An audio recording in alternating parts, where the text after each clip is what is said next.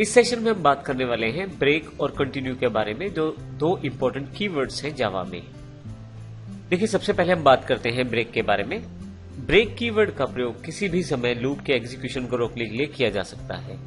जैसे ही किसी लूप में ब्रेक कीवर्ड मिलता है, वहीं पे वो लूप स्टॉप हो जाती है, अर्थात अपना एग्जीक्यूशन बंद कर देती है।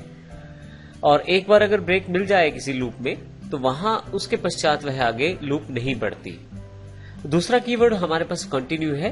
कंटिन्यू कीवर्ड का प्रयोग अगर कंटिन्यू के नीचे कुछ स्टेटमेंट्स हैं तो उनको स्किप करने के लिए किया जा सकता है, अगर आप किसी पर्टिकुलर कंडीशन को सेटिस्फाई करते हैं तो। ऐसे केस में यह भी मुख्यतः लूप के साथ कार्य करता है। लूप जो कि फॉर लूप यूज कर सकते हैं, वाइल या डू वाइल लूप इत्यादि में आप इसका प्रयोग कर सकते हैं।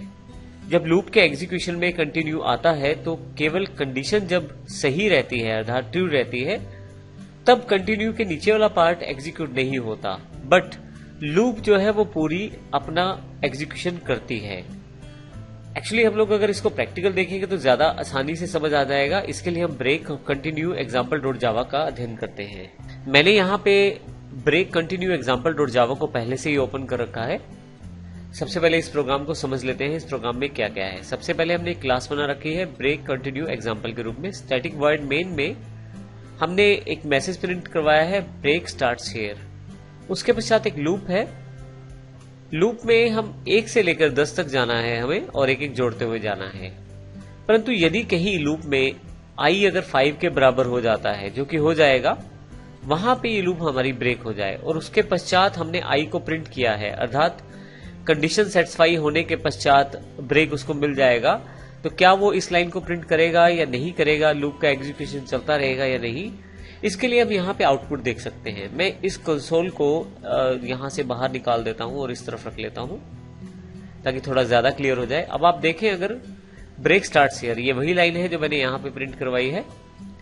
उसके पश्चात यह केवल 4 तक चलता है। रीजन, क्योंकि i जब 5 हो जाता है तो यह लूप टूट जाता है, अर्थात ब्रेक हो जाता है।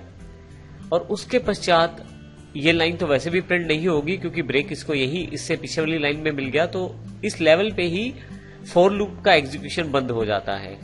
लेकिन एक पॉइंट और है यहाँ पे, फॉर लूप उसके पश्चात जब ब्रेक मिलता है उस कंडीशन के पश्चात चलती ही नहीं है यहाँ पे। तो अगर आप देखें तो मैंने उसके पश्चात एक मैसेज प्रिंट करवाया है, ब्रेक एंड्स हियर। तो कुल मिला के ये जो प्रोसेस है लगभग कंडीशन सेटिस्फाई होने के साथ ही बंद हो जाता है। अब बात करते हैं हम कंटिन्यू की। इसके लिए मैंने फिर से कंटिन्यू स्टार्ट्स हियर का एक मैसेज प्रिंट करवाया है, जो यहाँ पे दिखाई दे रहा है। सेम लूप है, लेकिन फर्क सिर्फ इतना है कि मैंने यहाँ पे अगर i 5 के बराबर हो जाए तो कंटिन्यू का प्रयोग कर लिया है ब्रेक के बजाय।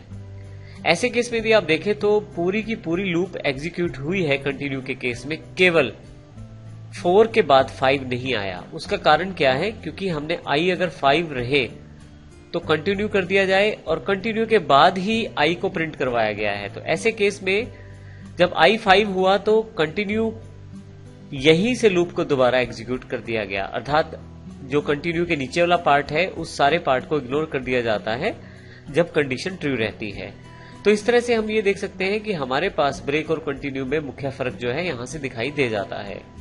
फाइनली हमने एक लाइन और प्रिंट करवाई है, कंटिन्यू एंड्स हियर। तो इस प्रकार हमने यहाँ पे ब्रेक और कंटिन्यू के फर्क को समझने की कोशिश की है।